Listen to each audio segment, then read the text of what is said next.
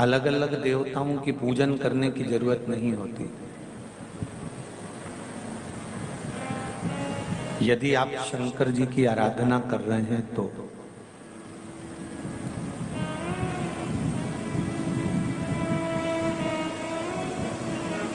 शिव भक्ति में अगर आप डूबे हुए हैं, शंकर जी की आराधना में अगर आप डूबे हुए हैं, शिव स्मरण में अगर आप डूबे हुए हैं, तो फिर ये नहीं कि शनि महाराज के लिए अपन को अलग से पूजन करना पड़ेगी, राहु के लिए अलग से करना पड़ेगी, केतु के लिए अलग से करना पड़ेगी, या बृहस्पति के लिए अलग से करना पड़ेगा, शुक्र के लिए, बुध के लिए अलग से कोई पूजन करना पड़ेगा।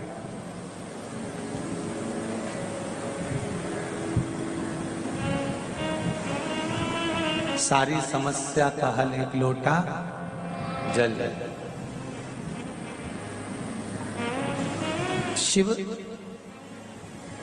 आराधना में शंकर जी की अविरल भक्ति अगर हम कर रहे हैं, शिव का स्मरण यदि हम कर रहे हैं, तो ये निश्चित है कि सारे ग्रह अपने आप अनुकूल होते चले जाते हैं।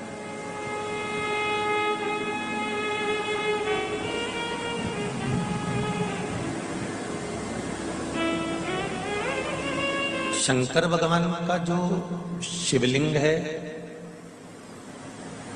उस शिवलिंग को जहां रखा गया है वो माता पार्वती जी का हस्त कमल है।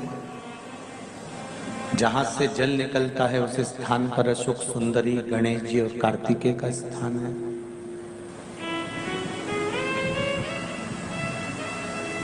ऊपर से जो बूंद बूंद पानी गिर रहा है वो जया, विषहरा, शामरी बारी, दौतली और देव है। जहां शंकर भगवान का शिवलिंग का जो भाग होता है, ऊपर से लेकर, जैसे ये शिवलिंग है तो ये जो भाग है, इस शिवलिंग का जो ऊपर का भाग है उससे लेकर जो नीचे तक का भाग है, ऊपर से लेकर नीचे तक के भाग में एक एक ग्रह, सूर्य हो, भौम हो, मंगल हो, बुध हो, गुरु हो, शुक्र हो, शनि हो, ये सब उस शिवलिंग के ऊपर से लेकर नीचे तक के भाग में नित्य प्रति भगवान शंकर की आराधना कर कर भ्रमण करते रहते हैं। नित्य प्रति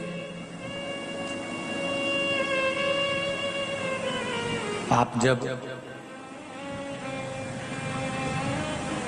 एक लोटा जल जब भगवान शिव जी को समर्पित करते हो, या एक बेलपत्री शंकर जी को समर्पित करते हो, या एक चावल का दाना भी मात्र अगर आप शंकर जी को समर्पित करते हो, एक पुष्प की पंखड़ी भी यदि आप शंकर भगवान को समर्पित करते हो, तो ये केवल अकेले देवाधिदेव महादेव को प्राप्त नहीं होती। शिव जी के ऊपर जब ब्राह्मण देवता जल से अभिषेक कराते हैं या रुद्री का अभिषेक कराते हैं, तो उसके ऊपर जो कलश रखते हैं, उस कलश को रखने के लिए जो पाए होते हैं उसमें 3 पाए होते हैं।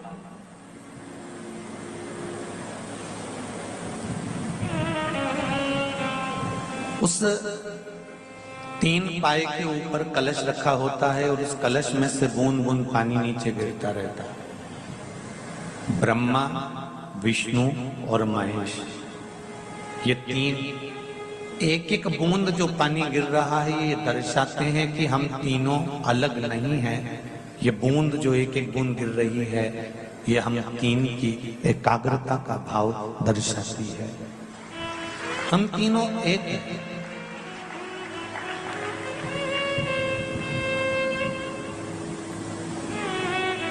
दुनिया के लोगों ने भेद कर दिया, हम रामानुज वाले हैं, हम पुष्टि मार्ग वाले हैं, हम दत्त वाले हैं तो हम निम्बार्की हैं, तो हम इस पंथ के हैं, तो हम उस पंथ के हैं। पर शिव महापुराण की कथा कहती है कि मृत्यु लोक में अगर जन्म लिया है, भूमंडल पर अगर हम पैदा हुए हैं, पृथ्वी पर यदि हम जन्मे हैं, हमारा जन्म यदि मृत्यु लोक में हुआ है और इस संसार सागर में हमारा जन्म हुआ है, तो हम सनातनी बनकर पैदा हुए हैं। हम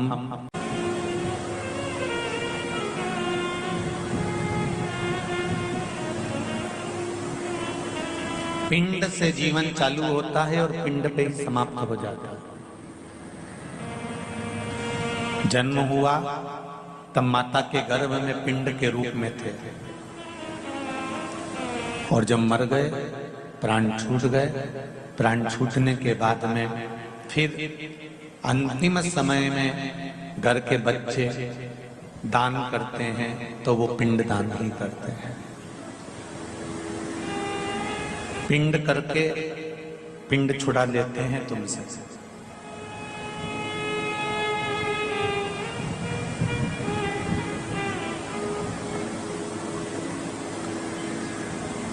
जन्म हुआ तब भी हम शिव के थे, और मृत्यु हुई तब भी हम शिव के हैं।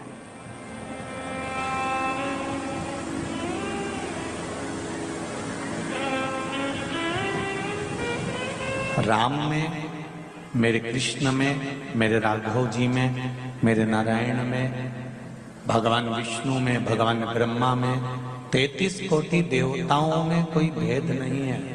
गूंज रहा है आवाज, देखो। 33 कोटि देवताओं में कोई भेद नहीं है।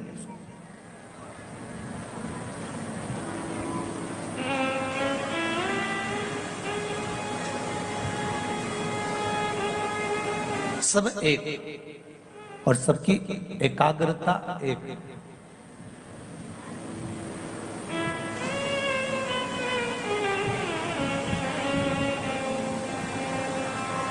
लक्ष्मी जी की आरती करोगे तो लक्ष्मी जी की आरती में केवल लक्ष्मी जी का गुणगान है। भगवान विष्णु की आरती करेंगे तो उसमें भगवान विष्णु का गुणगान है। दत्त भगवान की आरती करेंगे तो उसमें दत्त भगवान का गुणगान है। बृहस्पति महाराज की आरती करेंगे तो उसमें बृहस्पति भगवान का गुणगान है।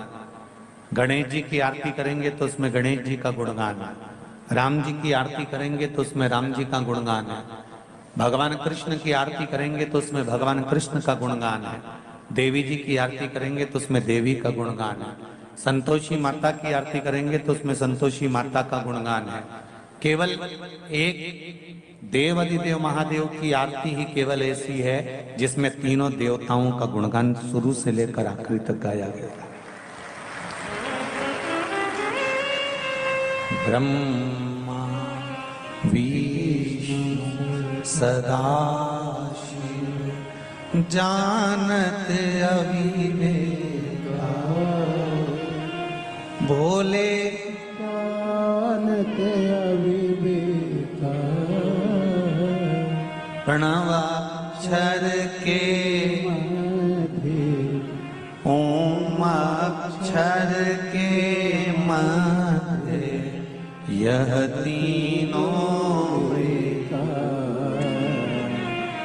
ओम जय शिव ओम।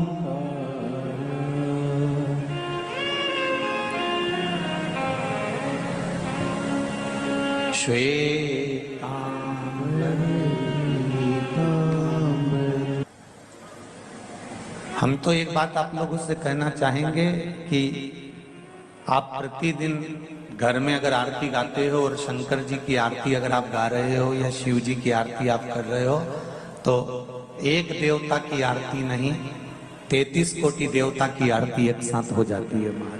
मात्र शिव की आराधना कर लेने पर, शंकर की आरती का गुणगान कर लेने पर शिव का शिव महापुराण की कथा भी तो वही एक भाव प्रकट कर रही है कि एक साधे सब सदे।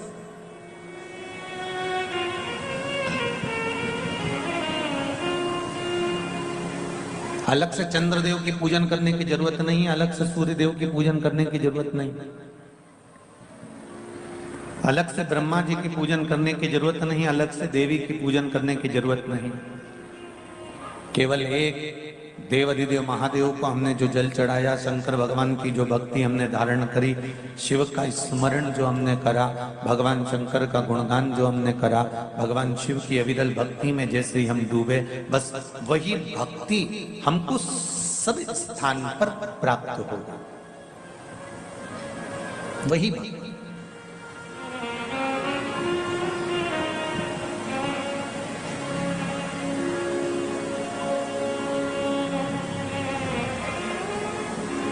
प्रश्न किया था कि गुरुदेव वो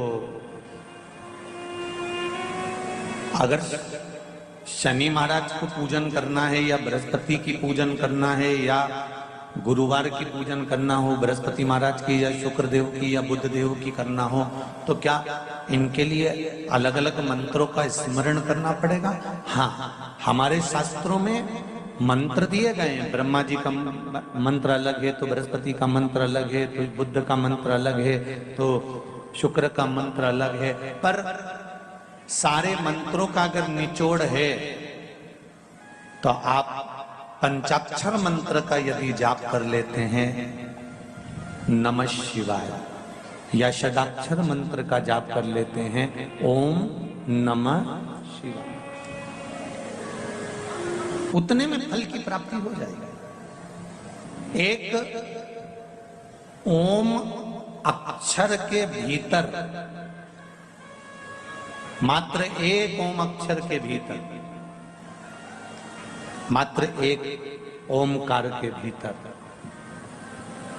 सारे यज्ञ, सारे अनुष्ठान, सारे वेद, सारे पुराण, सारे शास्त्र,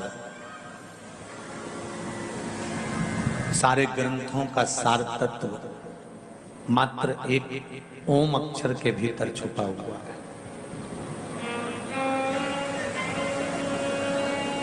केवल एक ओम अक्षर के भीतर सारे वेद, सारे पुराण, सारे शास्त्र, सारे मंत्र, सारे देवी देवता, सारे यज्ञ, सारे अनुष्ठान, सब कुछ केवल एक ओम के भीतर छुपा हुआ।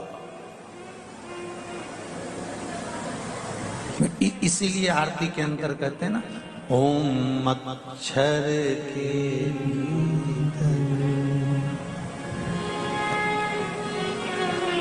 महाराज ये सब उसके अंदर समाये।